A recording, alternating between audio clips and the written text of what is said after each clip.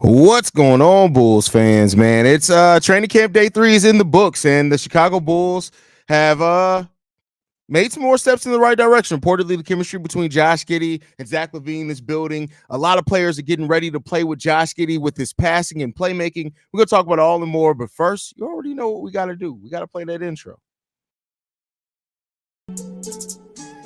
You are now tuned in to Chicago Bulls Central, your number one place for all Chicago Bulls news and content.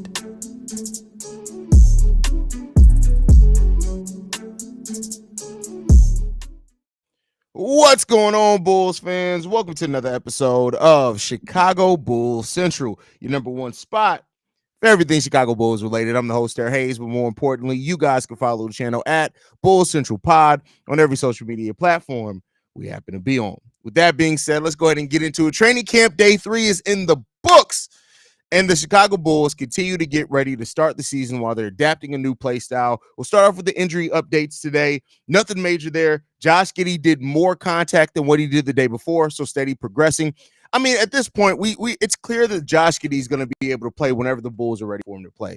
It's not a question on if Josh Giddey to play. It's more of a question of when the Bulls want to go ahead and allow him to play, because it seems like, and Josh Giddey said this multiple times at this point, is that if this was playoffs, if this was a serious game, if it was anything like that, it wouldn't even be any question about his ability to play. So the Bulls are just being very cautious in how they're bringing him along and things like that. And I think, that's fair when you look at it. I'm not mad at that at all. So Josh Giddey increasing and ramping up is a good thing. And I think that's what you want to hear in regards to Josh Giddey. Because you really just want Giddey to make sure that he's going to be available by the start of the season, right? Like, that's the thing there. And with him now being available to the point to where he's getting reps and things with the other players out there and they're building that chemistry, that's one of the most important parts of the season. When you have and change your point guard, but not only are you changing your point guard, you're really changing the whole way that you're playing offense. With the Bulls trying to play more up tempo, you want all those reps to work out those kinks, and that's without even saying kind of the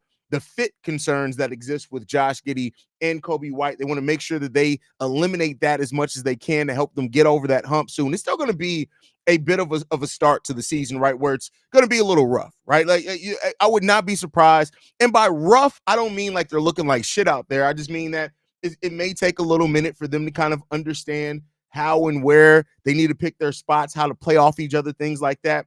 It's realistic for that to kind of take a little while when it comes down to it. So, with Josh Giddey being out there doing more contact than not, as you ramp him up over the course of this first week of training camp and practice, that's where you want to be. And I think that's a safe zone to be in when it comes down to that. Now, as far as the on-the-court thing, Josh Giddey is already talking about the chemistry that him and Zach LaVine are building, saying this: every interaction I've had with him so far, he's been great. He's unselfish, makes the right play, but when it's time to score, Zach LaVine can with the best of them.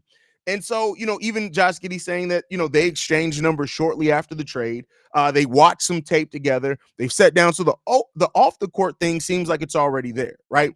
They've been building that chemistry off the court. And now what they're trying to do is make sure that that chemistry is going to be there on the court. Now, one thing we haven't heard a lot about yet is the chemistry with Josh Giddey and Kobe White. So that's kind of the thing that I'm waiting to hear a little bit more from, of how that chemistry and that dynamic is working with those two players, as Kobe's moving from being on ball to more off ball theoretically. But outside of that, you're liking to hear that it's getting that place is getting right with everybody getting in the chemistry. And Zach LaVine saying this with playing with Josh Giddey, saying everybody's better get their hands ready. First of all, I'll say this: with Primo joining this team, you got to be careful when you say stuff like that. Everybody has their hands ready. Zach, better choice of words there, my guy. Get it together a little bit, man. But other than that, the training camp is doing what it's supposed to do. And I don't want to like overstate it or act like it drastically changes my outlook on the season, because the talent is the talent. But you want to be able to maximize on that. You want to go through this training period and get the most that you can out of it. So, that's good to hear in a case like that. It's good to hear that the injuries, things like that, are getting into a place where they're starting to be eliminated. Those questions are starting to be eliminated. You just want the most time possible with all these guys on the court. So to hear that Josh Giddey and Zach LaVine, their on the court chemistry is already building, that's a really good thing. And I think you want to just continue that in the right direction when it all comes down to it. And the thing also that you have to keep in mind, right, is that the fit with Giddey and Zach LaVine, I don't think ever was the huge question there, right? Like, of course, people had questions on if Zach was going to play a secondary role, how much Zach was going to buy into the changes that the Bulls made, things like that. But the basketball fit between Giddey and LaVine has always made the most sense there to me, right? And I think even when Josh Giddey was initially traded for, it was like, some Bulls fans had some doubts, and I understand that. But, the Zach LaVine fitting in was never the question, at least not for me. And so, that's good to see that. Now, we want to see how it's building elsewhere. That Kobe White, Josh Giddey piece, that's a very important piece in all of this, and I don't want to overlook that. And I hope that we start hearing some more about that when it comes down to it. Hopefully this time next year, I'm actually at Chicago Bulls training camp, so we'll talk about that when it comes down to it. But that's what we hope for overall. But seems like things are going really good in training camp so far for the Bulls. They're doing a really good job at establishing that new offensive scheme and system that they're trying to put in place. Those things are working out for the players. And so listen, that's what it's coming down to. And where this Bulls team is right now, chemistry is one of the most important things. And I think that Billy Donovan understands that. I think the coaching staff understands that as well. And we're starting to see like the kind of the groupings going, like Manas Bucelis again today after practice, working with Peter Patton to get some shots up. That's something that I don't want to understate at all. Let me be clear here. Because Manas Bucelis in his shooting is one of, like, he has two glaring holes in his game. The three-point shooting, and I would say overall shooting, jump shooting, he's an inconsistent jump shooter right now. And, of course, the on-ball defense. Almost everything else with Manas Bucelis, like he turnovers can be a thing too, but he's a solid passer. That comes with basketball IQ and the game slowing down. So we're going to put three things, that's it. But the shooting aspect, Manas Bucelis, you want to start getting those reps in as soon as possible to start getting some of that shooting concerns down for Manas Bucelis. And so him working with Peter Patton one-on-one after practice, that's the thing that we want to see the most. And I think that's going to really pay off big time for Manas Bucelis as well going forward. But let's see how you guys are feeling. We got Eric in the building, says content after content. Listen, I told y'all we the number one spot for everything Chicago Bulls related. That just is what it is. We are the number one. There's not going to be another Bulls channel that drops content at the consistency that I do. And that's not a shot at anybody else. That's just my lane. And I understand. I've said it before, and I know it sounds cocky. I promise you I don't mean it that way. It's a dangerous and tall test for people to match the rate, the consistency, and the quality of the content that we drop here at Chicago Bulls Central. That just is. That just is it, right? And that's not to knock other people, but like, here's the thing. Like, for example, you know what? I don't want to make it sound like I'm knocking anybody, so I'm just going to shut the hell up. But because that's really not what it's about. It's just that if you want up-to-the-minute news, if you want it as it drops, Chicago Bulls Central is the place to be. That just is what it is. And keep in mind, I'm a one-man show. I ain't got no producers. I ain't got none of that. I ain't got nobody making graphics for me behind the scenes. I ain't got nobody controlling the live stream behind the scenes. I ain't got none of that. I'm on video, so I don't pre-type out my videos and pre-voice record them and make sure I get it all right. No, this is it. This is what we do here. It is what it is. And I appreciate you guys for showing up, man, and supporting the channel the way that you do. So many videos today you had to switch up the gear. No, the weather switched up on me. It got hot. It went from being cold as hell earlier today to the sun came out, and now brother's hot. So if I would have had on the hoodie right now, I'd be sweating. Now, I will say this. I've been waiting to unleash this hat a little bit for a while. And you see that Illinois with the bull on it? Yeah, it is what it is. We gold. It's in the gold era. That's what we do here. We the gold standard. Jackson says, hell yeah, what's going on, brother? I think Zach is at his best when he's coming off screens. Watch a pass first point guard. Giddey should get 2 to 3 assists a game off that. And one of the things that people, I think, miss as well with Josh Giddey's game, and again, this isn't a slight players. Josh Giddey was in the 90th percentile of open shots generated for his teammates. One of the problems is that Shai Gilgeous-Alexander and Jalen Williams, the other guards that he was playing with, hit the wide open threes at 30, I think it was 32 and 36% respectively. Zach LaVine is a 42% catch and shoot player for his career. So that right there, like you said, is going to get like way more assists there as well. And if Kobe can grow as an off-ball catch and shoot player as well, yeah, I mean, and Patrick Williams already can do that pretty well. So wonder how Jalen is working out in training camp so far. So we actually talked about that yesterday, Antoine. We got a big update from Jalen Smith yesterday.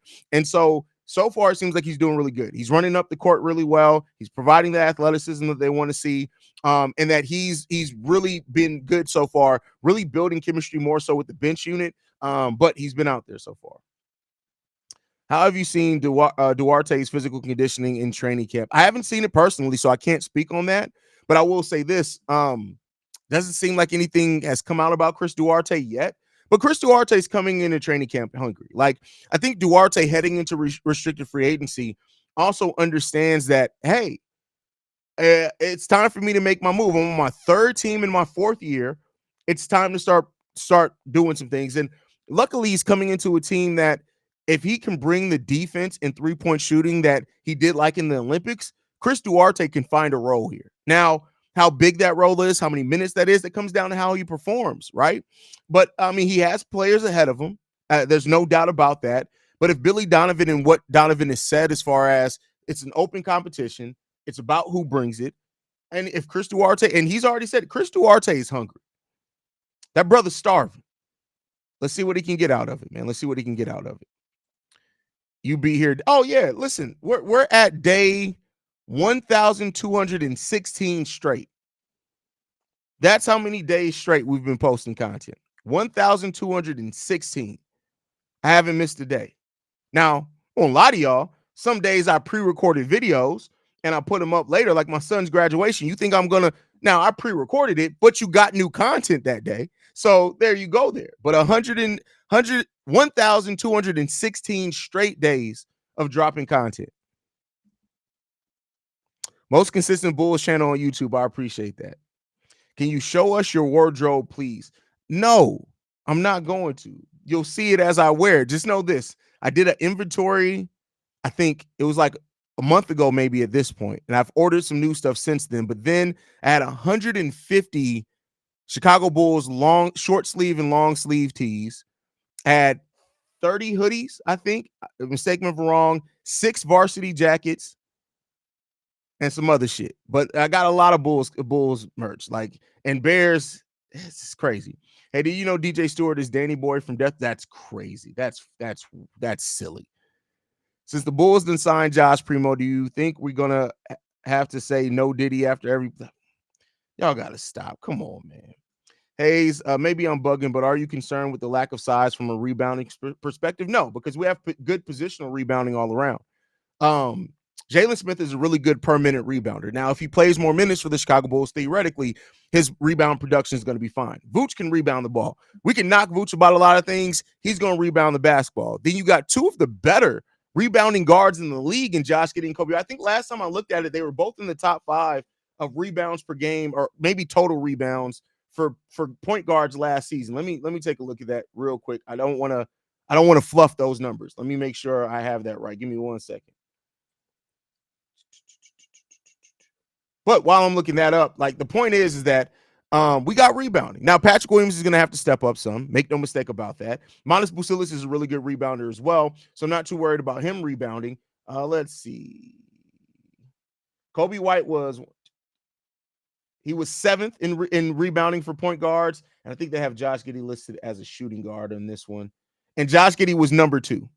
If you put Josh Giddey in the point guard list, though, he would have came in at number 2.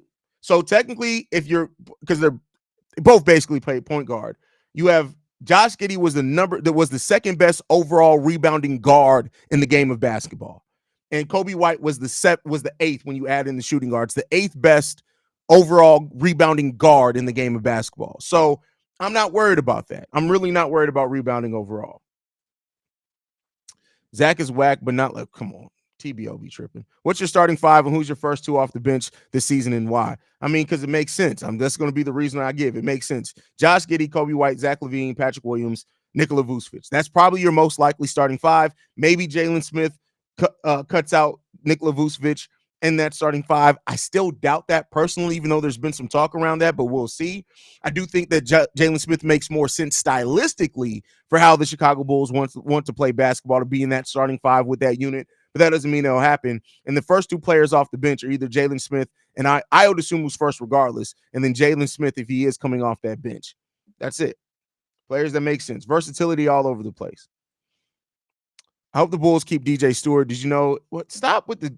I'm gonna put you in timeout. Say the stupid shit again. I'm gonna put you in timeout. With all these guards, do you think who do you see splitting time at the small forward position?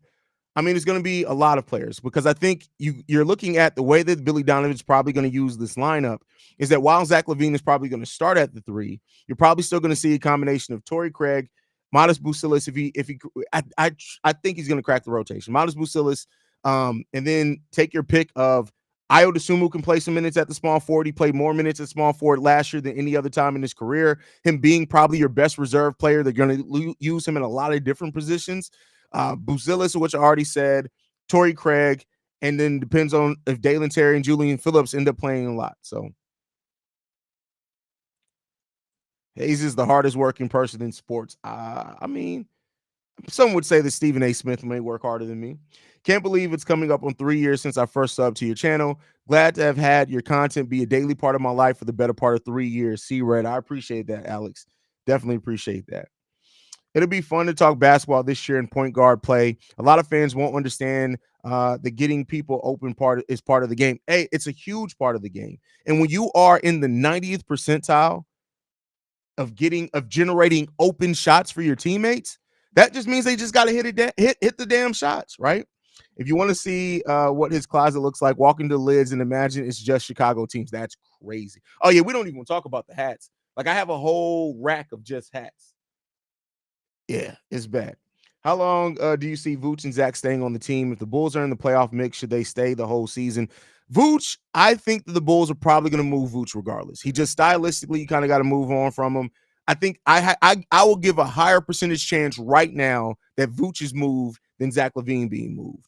If the Bulls are in the playoff mix, I think LaVine stays regardless. I think even if they want to move LaVine, they ride out that playoff stretch and they move him in the offseason, even if they still want to move him in that case. In my personal opinion. I think they signed Primo as a punching bag and to show boys. No, come on. What? Why y'all got to say stupid shit? People are going at Primo without realizing some of their favorite players probably have done some shit in the past that will land them in jail for years. Facts. And they're going to come out on the Giddey tapes. We won't see Jalen Smith show his true potential if he gets Drummond. That's 100% fact. And that's why I talked about on today's daily episode how Jalen Smith, regardless if he starts or not, has to play a lot of minutes because you really want to see what you have in him. And he's more versatile as far as offensively than what Drum did. He's not the rebounder Drum is, right? But he's more versatile in how you can use him offensively than Drum. So we'll see what happens there. How do you think Lonzo and Giddey can share the court together, considering that Giddey was meant to be Alonzo? No, he's not meant to be Alonzo replacement. You don't have to replace somebody who hasn't played basketball in over 900 days. No, he's there to be your point guard and play his style. You bring in Josh Giddey because of the things that he does well. He's not the shooter Lonzo was. We don't even know if Lonzo is going to be that. Now, as far as Lonzo and Giddey on the court together, I have no idea. Let's get Lonzo on the court first. Let's see how he plays because, like I said before, Lonzo at what is his 100% now could possibly be 30% of what Lonzo was before. And that's his new 100%. So you got to see. We got to see before we can. Now, with Lonzo's basketball IQ, with this passing, if that, like, those are two things that really aren't going to go away. He's always going to be able to pass. He's always going to be a smart basketball player. He may not be the defender because you got to move laterally. That takes knee. He may not be the shooter. You got to jump to be able to shoot. But those two things, you can fit him in almost any lineup, right? Hat extra saucy, bro. How do you think? Who do you think has a better year, Giddey or P. Will performance? Giddey for sure. I think overall, like, Giddey has always been a better scorer than Patrick Williams. Giddey's worst season, he still averaged more points than Patrick Williams at his best season. And you also got to factor in the fact that Giddey's going to have the ball in his hands, right? So he has to be active. And so when you factor that in with his passing and basketball IQ, I would bet more on that being the thing. P. Willie definitely a 25-point per game scorer this year. For I wouldn't say that for sure. He's still the fourth answer, a fourth option on offense. So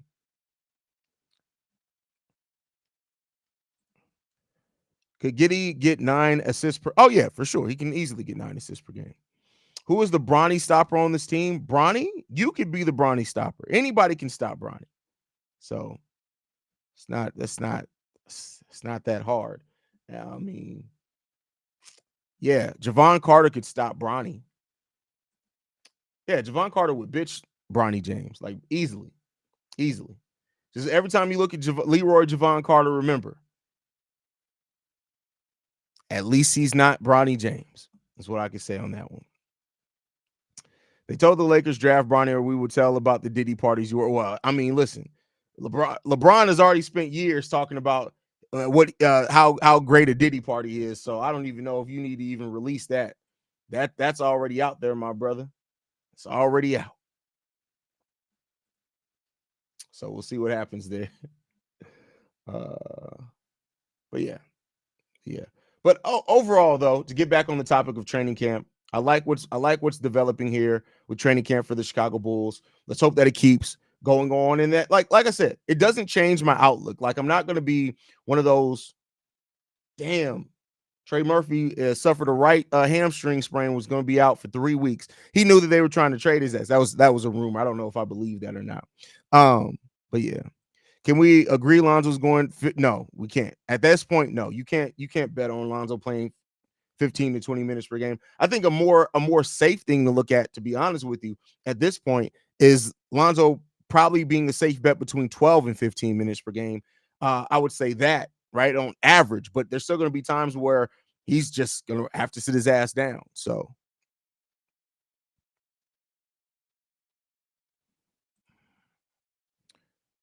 do you think we need more veterans on the squad? And I was saying DJ is Danny's son. I wasn't joking. But no, because the whole point of this thing is going younger. That's it. That's the whole point of what the Bulls are trying to do with this roster. Going younger is the point. And so, no. Now, they have veterans. You do need veterans. I'm not somebody who's going to say trade every single veteran you have and go off. But you got to keep in mind, too, Zach LaVine is a veteran now. He's been in the league 11 years. He's a veteran. Regardless of age, he's a vet. Kobe White's going into his 6th year. He's a vet. Plus, we got Torrey Craig. Lonzo's a vet, right? Especially with this basketball IQ. We got vets on this team. The vets aren't the problem. We got vets, right? Vooch is a vet. So we got vets. I'm not too worried about the vet aspect of it. This is a great question from Camille. What's the over-under on Sanogo games? See, this is a really good question. And the reason why it's difficult to answer is because if you believe the Bulls are going to trade Nikola Vucevic at some point this season, I think that goes up exponentially. And well, depending on what you get back, right? So here's what I'll say. How many? Let me get an educated answer. I want to see how many games in the NBA did Adama Sanogo play for the Bulls last season. Let me just look at this real quick, and then I'll give you an answer to your question. So he played 9 games last season.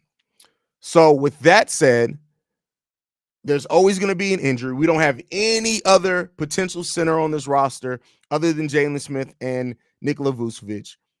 So factoring in that, let's just say Jalen Smith misses 5 to 6 games this season, and Nikola Vucevic misses the same 5, not the same time, but misses 5 to 6 games this season as well. I'm going to say 22 games, the over-under for Adama Sanogo this season. 22 games. I'll say 22 games for Adama Sanogo this year. That's what I'll say. R Dub says Vooch looks sad as fucking media day. Looks like he's showing up to mainly collect a check. You think he's checked out? I could see him going to another team for a fresh start. I think I've said this many times. I think at this point, it's just that Nikola Vucevic realizes not only is his basketball time coming to an end, even though he's still a productive player, we got to stop talking about him like he's just this terrible player. He's not. He's still a productive player. But that this team and the place where this team is right now, it could potentially be passing him up. That just is what it is. The league, in a lot of ways, is passing up Nikola Vucevic. How do you think Julian Phillips can improve on his rookie year? I doubt he'll get meaningful minutes, but he could benefit from getting some run with the Windy City Bulls. I disagree with that. And here's why I disagree with that. Julian Phillips started passing up Torrey Craig even when they were both healthy. And that for Billy Donovan to pass up a veteran for a rookie. There were several games where Torrey Craig was healthy that he actually went to Julian Phillips in some moments over Torrey Craig. So that right there tells me there's a chance, right? And I think the key thing for Julian Phillips to find time is the three-point shot that we heard that he went back to his high school shot, which improved his three-point three-point shooting is going to be a need for this team. So that is going to be something. The defense that he brings, because at this point in time, Julian Phillips is probably a more versatile defender than what Torrey Craig is. So he has to be able to guard 3 to 4 positions consistently. I think with the energy, the style of play, that those things can all go towards Julian Phillips earning more time here. But that comes down to how much does he bring it in this season for the Chicago Bulls? That's a big question that you have here that you have to ask yourself. So I like that there are so many young players this year to look forward to seeing. Agreed. 100% agree with you on that one. Is Julian Phillips a 3 or 4 to you? It's both. He's a modern day forward. He can play either. He can really play either. And we have a lot of that. And that's where the NBA is going. You want players that can play multiple positions. And the Bulls have a lot of that. And I talked about that, I think, over on Locked On Bulls today, is that you got to look at it this way, right? Of course, in your starting lineup, you got players that are playing out of position but can play multiple. Kobe can play the 1 or the 2. I think he's still better either way with the ball in his hands as of what we've seen so far. That's it. Josh Giddey's basically just a point guard at this time. Anytime you try to play him at anything else, his efficiency drops off. Zach LaVine can play the 2 or the 3. Patrick Williams can play the 3 or the 4. Manas Busilis can play the 3 or the 4. Jalen Smith can play the 4 or the 5. Torrey Craig can play the 3 or the 4 or a small ball 5. Julian Phillips can play the 3 or the 4. And that's one of the benefits that you have, especially for a team that wants to get out and run. Ayo Dosunmu can play the 1, 2, or the 3, right? So like having players that can play multiple positions can be a gift and a curse, especially for Billy Donovan, right? But overall, like I can see him do either, and that's kind of the way that you want to see the NBA go. Do you think that they will trash talk Lonzo while he's on the floor? Man, you can't guard him. Oh, I mean that happens anyway. That happens if they call his knee the Walking Dead. I need my residual check though. I need my residuals. Nice cap. Appreciate that. This is one of my I don't know if I've ever wore this on stream. This is one of my favorite ones, but it's so specific. I only have like 2 shirts I can wear this one with. Julian Phillips has to gain muscle. I think Duarte, Terry, and P will have most minutes at the 3. I think Julian Phillips has gained he's bigger than Dalen Terry at this point for sure. Duarte is not going to be ahead of the young guys. I just don't see that happening. Now, again, I could be wrong on that. I don't think Duarte being somebody who's a restricted free agent who you got in as a throw in the DeMar DeRozan trade. I just don't think that he passes up your young players that you drafted. And one thing that we've seen from AK and for Billy Donovan, they invest in the players that they've drafted here. So I don't know. We'll see there. Io 1, 2, 3. Yeah, Io's minute splits last year really painted and he had really good production, really good efficiency, not production, because he didn't necessarily score as much when he was at the 3 as the other positions, but he had really good efficiency at all the positions, which is a really good thing.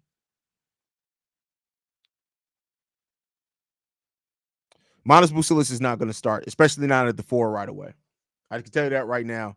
Manas Busilis is not going to start, and he's not going to start at the 4 right away.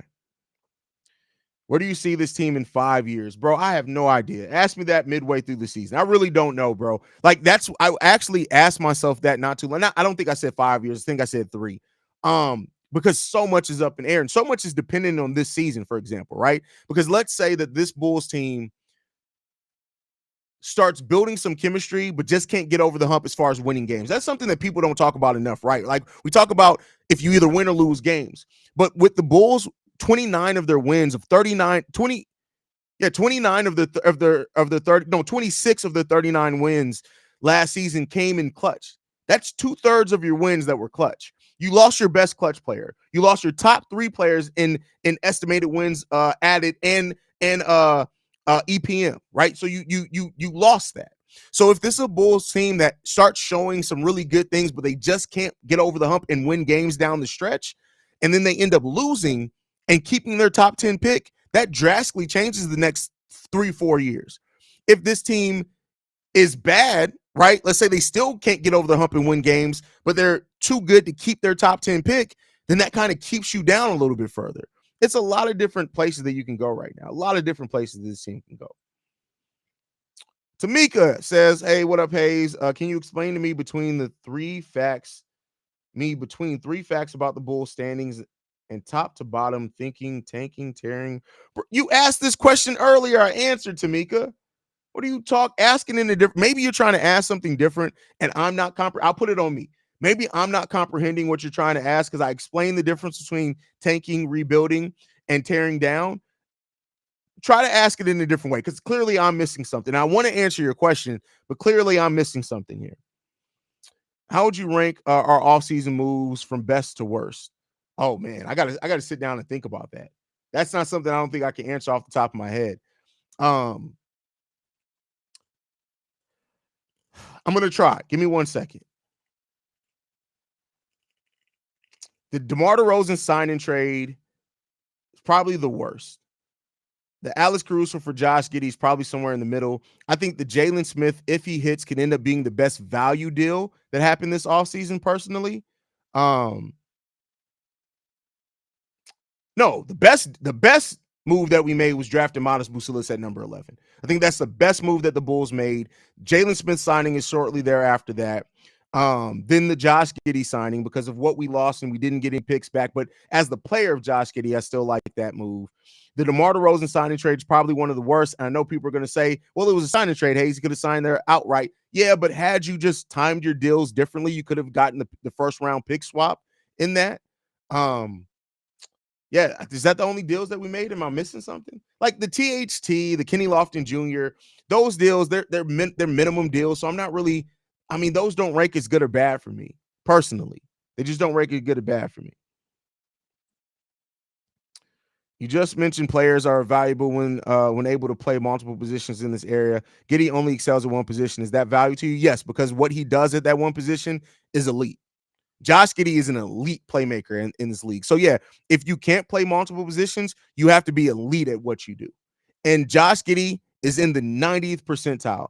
There's been only 2 players in the NBA in the last 3 years that have generated more open shots for teammates than Josh Giddey. That's Luka Doncic, which is crazy enough to think about.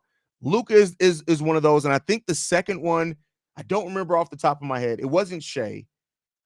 I can't remember the second one. I can't remember off the top of my head. But when you're that elite at what that position needs, and then as well, he's grown as a three-point shooter. He's grown as a defender. He says so yeah, it's still absolutely valuable because generating open shots for your teammates is a skill, especially in a high up-tempo offense, that is invaluable. It's hard to place a value on that. Would you want the Bulls to draft Ace Bailey or Dylan Harper? Dylan Harper would probably be my pick there between the two, but I wouldn't be mad at either. I can't wait to see what moves Kobe has learned this offseason. He always comes back with something new. That's 100% fact. 100% fact.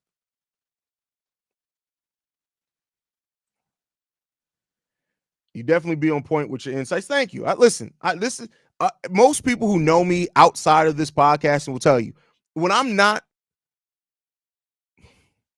So the only things I really do in life, I parent my children as a single father. I cook, I watch sports, and I watch horror movies. That's really about it. I mean, I watch TV in general, but usually if I'm watching TV, I'm watching sports, whether it's basketball, football, baseball, or hockey, and some football in there as well.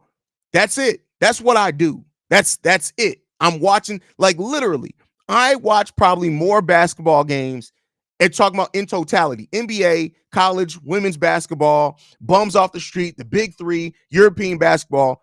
I watch more basketball than probably 99% of humans in the world. That's just what I do.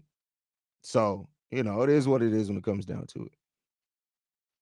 We need Miles Turner? No, we don't. And no. Feel like Io is being overlooked as someone to take Zach's spot if when he gets traded. Here's the thing, though, and I do agree that Io's been overlooked. There was probably 2 weeks ago, I held myself accountable for that.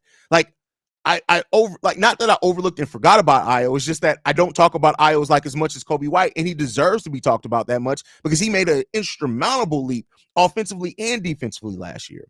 But it'd be different if Zach was still playing the 2. I think if Zach is traded, that opens up time for whether it's Julian, Dalian, or Modest to play the 3. I think Io DeSumo, there's something about having Io as that 6-man. He's still going to play a starter level minutes, right? I truly believe that.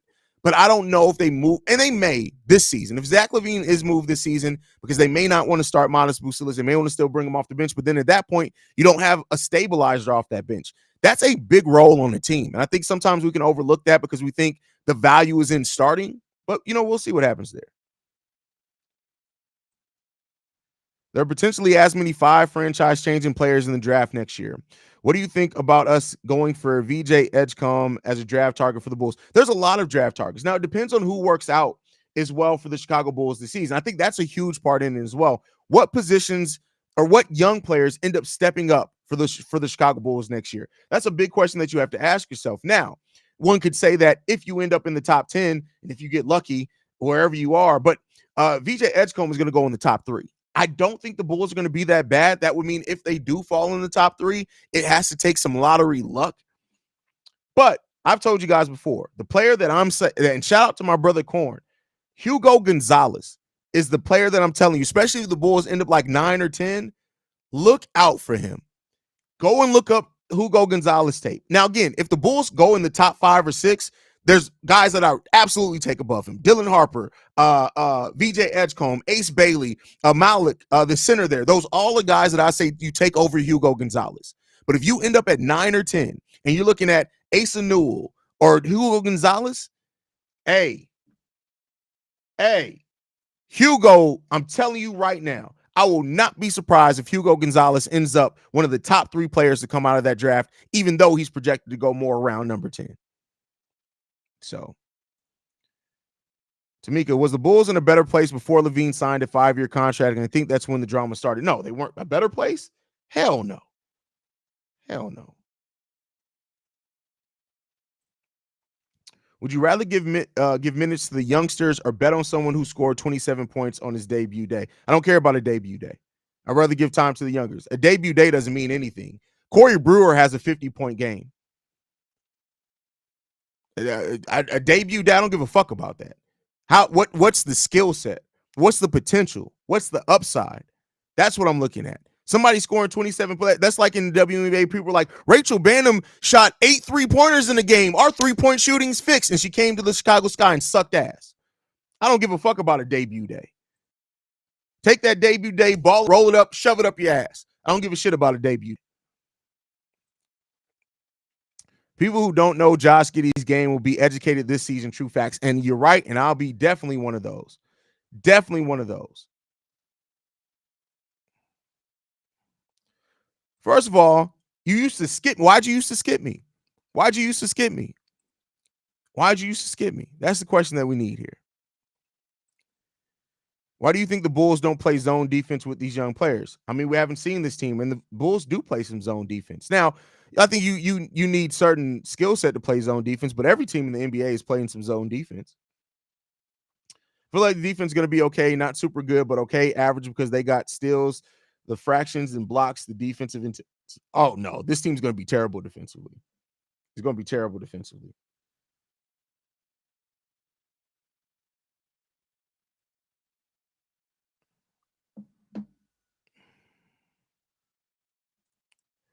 Would you trade Kobe straight up for a top 3 to 5 2025 pick? That's a tough question, man. Do we get to keep our own pick? So let's say this. If you're saying that heading into the draft, that a team offers you a top 3 to 5 pick in the 2025 draft, and they don't want your pick, let's say the Bulls are at 9 or 10, just for the nature of conversation. No, I mean, yes, I love Kobe White. I love Kobe White. But that's the level of the type of deal that I think would be needed to get that done. And that's only if he doesn't fit next to Josh Giddey.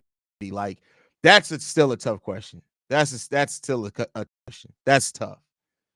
They have faith in Modest and Giddey to build around and be the face in 3 years. Going to trade Kobe? Not, no, they're not.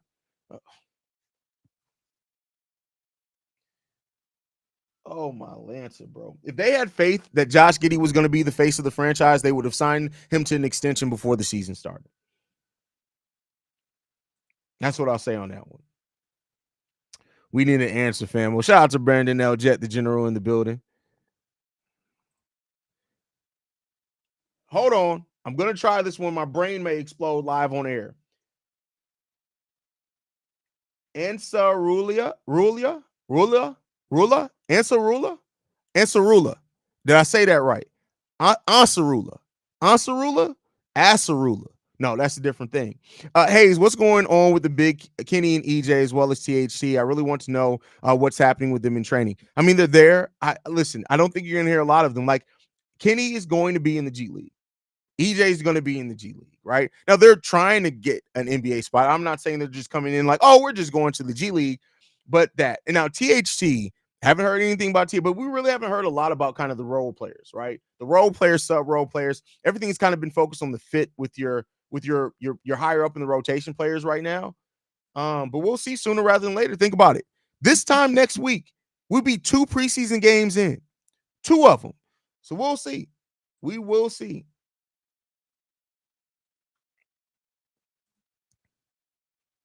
Could you see LaVine return to being an all-star selection since he said he is now? Yes, absolutely I could. Absolutely I could. My boy on Chicago Bulls podcast? What podcast is that? There's a podcast just called Chicago Bulls Podcast? Let me go look.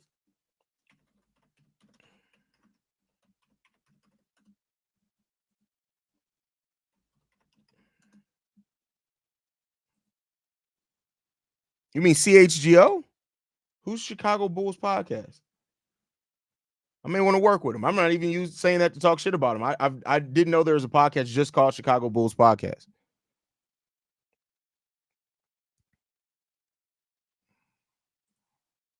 Saying a debut is like saying, did you see John on his first day at the new job? 6 months later, he's always late and taking long breaks. That's a fact. That's a fact. Okay, you might be right, but they may be average though because they get steals. Well, here's the thing though, and I think, and this is a kind of a higher level thing. Steals and blocks add to good defense, but that doesn't make you a good defense, right? Because you're not going to get the type of blocks. No team is going to average as many blocks that is needed to overlook you guarding the rim well, or you guarding the 3-point line well, right? Like, so it's just not, that's not a thing, right? That's more of an eye-catching flashy thing, but I don't even know if we're going to get steals like that. Like, but I do think we can get okay blocks. Like, who we got that's really a shot, but we don't have a lot of rim protection. Modest can get some. Jalen Smith can get some. I struggle to think of anybody else who really is going to get blocks like that, right? So, I mean, we'll see. We'll see.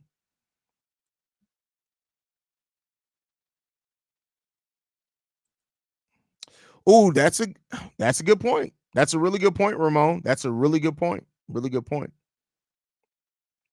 Oh, it's not up anymore. Oh. Saw some clips on Lonzo in camp. If he shows some more progress, do you see the team trading him? Listen, I say this. I don't count anything out. And the reason why I say that is this, right? This isn't a knock on Lonzo or anything like that. This is business, right? And the business aspect of it is this. If the Bulls know internally that they aren't going to pay Lonzo Ball going forward because of the risk that injury has to reoccur to affect him going forward, and a team calls, let's say the San Antonio Spurs, for example. I'm just using them as an example of a deal, right? Let's say the Spurs look at Lonzo Ball and they say, hey, it's February. Lonzo's played roughly 32 games so far. We know that he still has a lot of recovery left, but we want his bird rights so that we can re-sign him. So we're willing to trade something for you to get for us to get him. And if Lonzo ends up working out for us, oh, listen, Chris Paul's leaving at the end of the season. We got Lonzo Wemby for you all day long for the next 3 years. We just got that, right? I'm just using that as an example. At that point in time, I do think the Bulls would be willing to move, right? If they know. There's a lot of ifs in that case, right? But if those things happen, I think there's a chance of that. Zach still has the potential to be a top 10 scorer in the NBA. With this team, he may get there. I don't see it happening, though. I mean, he very well could. It really depends on that hierarchy and how it works out between him and Kobe White as far as who's getting the most shots. I wanted Dalen to play in the G League last summer, but I think he's yeah, at this point, like, no, the Dalen, Julian dominated the G League last year, basically. Like, at some point, and this is what I've always said about players like this, is that at some point, the G League ain't gonna tell you nothing else anymore about players. It's just not. So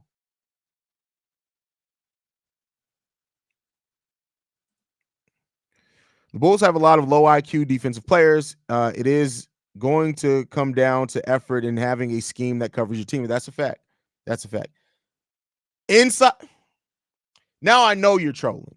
Now I know exactly. Now I know you're trolling. First of all, because if you chose inside the Chicago Bulls over Chicago Bulls Central, which inside the Chicago Bulls literally doesn't watch any Bulls games and never did, he literally just reported on rumors, you're stupid. And I'm glad that you're not stupid anymore because you're over here. But if you chose inside the Chicago Bulls for a basketball insight over Chicago Bulls Central, Shy Bulls Podcast with the Cognac Boys, CHGO, Locked on Bulls, your great dead granny, you can get better basketball knowledge from inside than inside the Chicago. Come on, fam. Come on, man. Come on, bro. Some of the players on this Bulls team have long arms. That's why I said, see, but that doesn't mean that you get blocks. Blocks comes down to IQ, timing, athleticism. So yeah, we got players with long wingspans. That doesn't mean they're going to get blocks.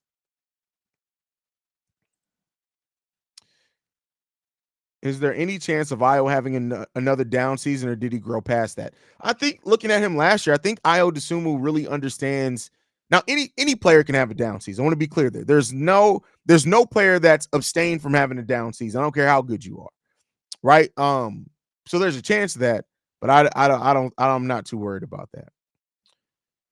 If anyone calls for Lonzo, I need them to take Javon Carter. That's crazy. That's crazy. That's crazy. First of all, y'all calling me Unc now? I'm embracing. You know what? That doesn't bother me. I've seen a lot of people that's like, why they calling me Unc? I'm old.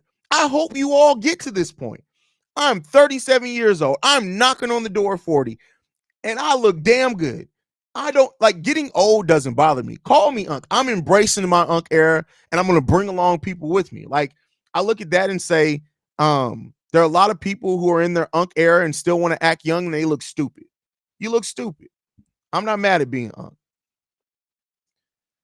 I say it every year. Zach gets older. He needs to become Klay Thompson type of player off the ball, just with more of a finishing ability. We'll see.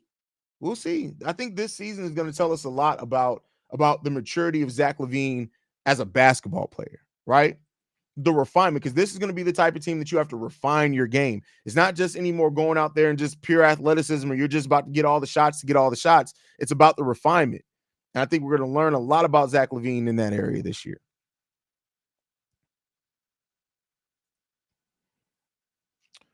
Look, I wish I can do what you're doing. No time. A diehard Bulls fan. Haven't missed a dribble since Mike retired. Hey, shout out to you.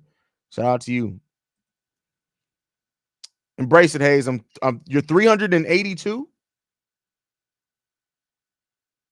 But you a pimp though. See, that's the thing. Like, don't let Brandon L. Jet come here. Like, Brandon L. Jet literally, like, and I mean by an actual pimp. Like, he actually has hoes on the payroll. That's crazy. The silver lining about Javon Carter is that I highly doubt he could ever have a worse season. Listen, I've learned to never say never. Never say never. Hey, fam, if you want a channel that's not as consistent but still better than Inside the Chicago Bulls, let me introduce myself. That's a fact. That's a fact. Fit cold, but I think the Bulls are winning 30 to 40 games if Lonzo stays healthy. First of all, like I said, Lonzo staying healthy does not mean Lonzo playing every game. And Lonzo does not raise your ceiling that much at this point in time. Alan Rocks 14 says, I don't know if you answered this already, but since Philly said he's ready, P. Willie, I don't know why my brain registered that as Philly. As P. Will said, he's ready to embrace a leadership role. Has your expectations for him changed? My expectations for him does not change until I see a different him on the court. Just don't. I got to see it on the court from Patrick Williams. He can talk all day long. I got to see it on the court. I got to see it on the court.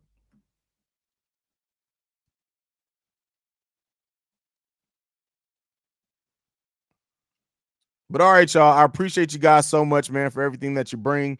I like these live streams here at the afternoon. I literally come from ending my work day over here. But thank you guys for tuning in. Make sure you guys are following the show at Bull Central Pod. You can send us any feedback, questions, comments, concerns, bullcentralpod@gmail.com. Lastly, if you want to leave a text message and our voicemail for the mailbag, the number to do so, 773-270-2799. We are the number one spot for everything Chicago Bulls related, but that's thanks to you guys.